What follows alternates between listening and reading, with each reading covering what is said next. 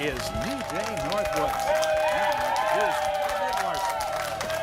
Good morning, everybody, and welcome to New Day Northwest. For nearly 3 decades, Linda Byron has broken local, national, and international stories for King 5 News, and her work with the King 5 investigators has helped change laws in our state.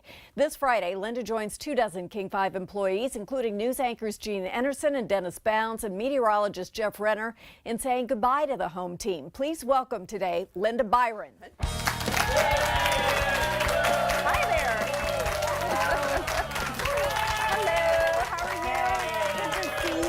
Hug. Thank you for coming. Thank you for having me. How are you doing? I'm good. So, I mean, it's kind of, I don't know. Crazy, yes. Saying goodbye to so many beloved colleagues and friends all at once who've taken an offer for early retirement. Have you kind of processed what's going on yet? I'm getting there. Are you trying? I think I have, and then I wake up in the middle of the night and say, what? It's such a big life change. You've been here for 29 years, right? That's right. Tell me about coming to King 5 at the beginning. So, I'd always wanted to work at King. I had worked at 4 other TV stations, and this was kind of my dream because I had lived in Seattle. So I actually popped into the newsroom on a Christmas Eve when I just happened to be in town, dropped off a tape, and to my surprise, they hired me. To your surprise. I'm not surprised at all. And it was, for you, something of a dream come true, but for the audience also, an incredibly valuable career that you've had here. And you've been somebody I have admired from far and then up close for a very long time for a number of reasons, and one of which is just your ability to balance what has been a very demanding career with raising twins and being a mom as well. Tell me a little bit about trying to, handle this crazy business and raise kids at the same time. Crazy. I remember bumping into you at a baby class when my twins were little tiny. We were at Jamboree together. I was looking at you and thinking, oh my gosh, she has 2 of them. What would Right, happen? That would right. just blows my mind. Well, I knew it would be a challenge when I was pregnant and I was covering a debate and they had to cut a hole in the desk for my stomach because I couldn't get close. Of course, you'd have to do yes, like this. exactly. And then after the twins came, I was totally unprepared. They were my first kids, and so I actually said to my husband, "What am I going to do all day?" Before the babies came, and boy, did I find out. Yep. We had to get a nanny who could stay overnight at a moment's notice, and knew that it's possible that no one would be home for a couple of days, and that did happen a couple times. When I went to Rio to interview Martin Pang, who was a fugitive from justice. Let's remind people about some of these stories, and let's start with Amanda Knox, because you covered that like nobody else. Explain to people what you did, first of all, in terms of access to that story, and what it was like covering such a remarkable case. Sure. Well, I went to Italy 3 times to cover her trials, but a lot of the work was done here, and the big challenge was getting these original documents from Italy translated from Italian, and they would be hundreds and hundreds of pages. I wanted to make sure that I wasn't just picking up what the networks were doing or what was being reported in the papers, so I started an email exchange with the prosecutor and would get his point of view. I interviewed him when I went over. I started email exchanges with Amanda Knox's family. I wrote to her in prison. And it took me years, but I did finally get an interview with her after she had come home, and it was after the second time she'd been convicted, but was here, and before she was finally exonerated. So it was a very emotional interview for her. Absolutely, I remember it so well. What pops out in your memory about that case, about your coverage of it? Well, I think one of the highlights, of course, was being on the Today Show as an expert in the case, but just looking at the legal system in Italy and understanding how different it is from our system and trying to put that into context for viewers. And explain it to us, because it's almost inexplicable. Boy, I mean, it just had so many twists and turns. She was arrested and kept in jail for a year before she was tried. I mean, excuse me, before she was ever charged. Here it would be 72 hours. Or you have to be released. Or you have to be released. During the pretrial hearings, no media was allowed in. No one could go in except lawyers and her. And then she was, as you know, convicted, but was able to appeal that. She was exonerated. She was sent home. Big fanfare. Everybody thought it was over. And then the prosecutor appealed, which you can do in Italy. You can appeal an acquittal.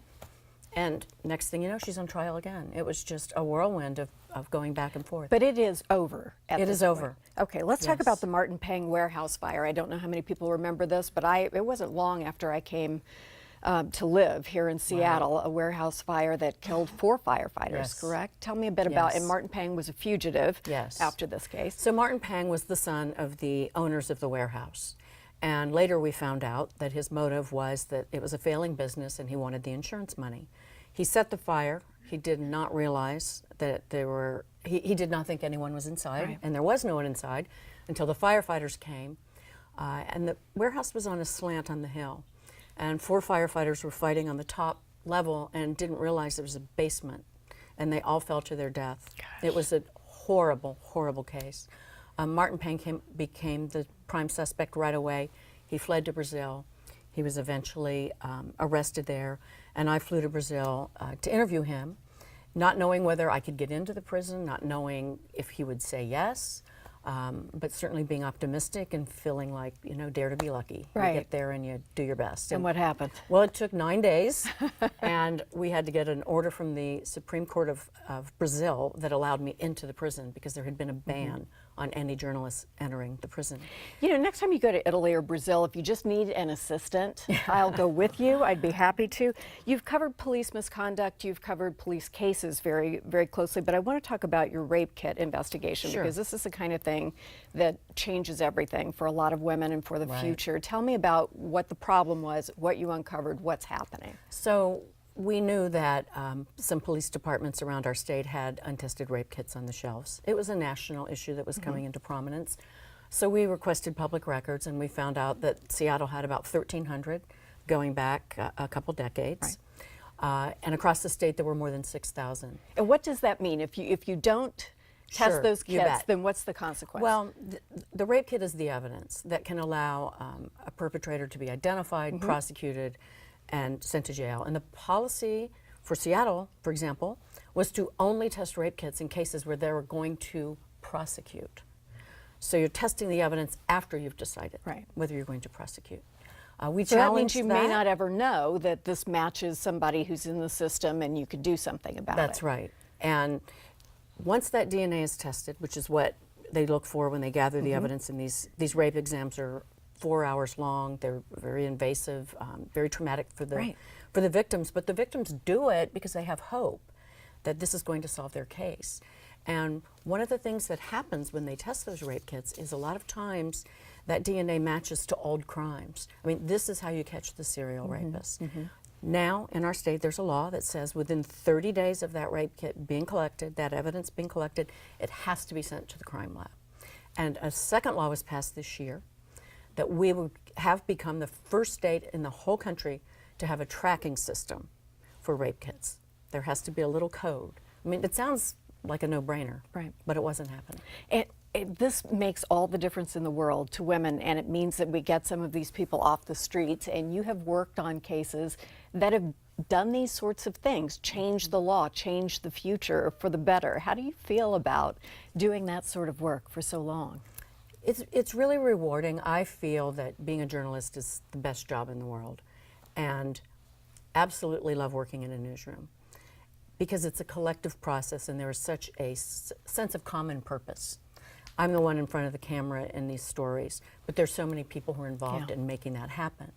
And I feel like it's a privilege to be able to walk into people's lives when they're their most vulnerable, whether it's good or whether it's bad, and give them a voice, to seek out truth, to try and hold people accountable, but also sometimes to pay tribute. I mean, I've interviewed a lot of parents of children who've been murdered over the years. Really difficult to do, but I feel like it's a tribute for their lost loved one. Whether it was, you know, a parent who lost a daughter to Ted Bundy, I interviewed several of those parents. But it means so much, and so I feel if I've done anything to make our society a little bit safer, our community a little bit better, then, you know, I'm really proud of that. Well, you should be, and you have indeed. You can walk away from this place knowing that you made a difference in the way very few people get a chance to do in their careers. What's next? What happens after King? That is a good question. I hope Hawaii for a few weeks. Well, I have lots of trips planned. Good. I love to travel, you know, hiking, taking bike rides, golfing, spending time with my family. My parents are getting older. They live in New Jersey. They can use some help. spending your time with family my right there daughters. There's my as well. husband and my 2 daughters, both of whom graduated from college last May. Congratulations. Thank you. Doesn't that feel like a major milestone, Yes. kind of a life achievement for It did. parent as well as child? So much so that I changed my password last May to no more tuition. Boy, writing that last check is one of the most It joyous is, things in yeah. life, isn't it? Linda, thank you so much. I hope you'll be a frequent visitor in this building, and please don't let's lose touch, okay? Okay. Thank you for all that Yes. you've done.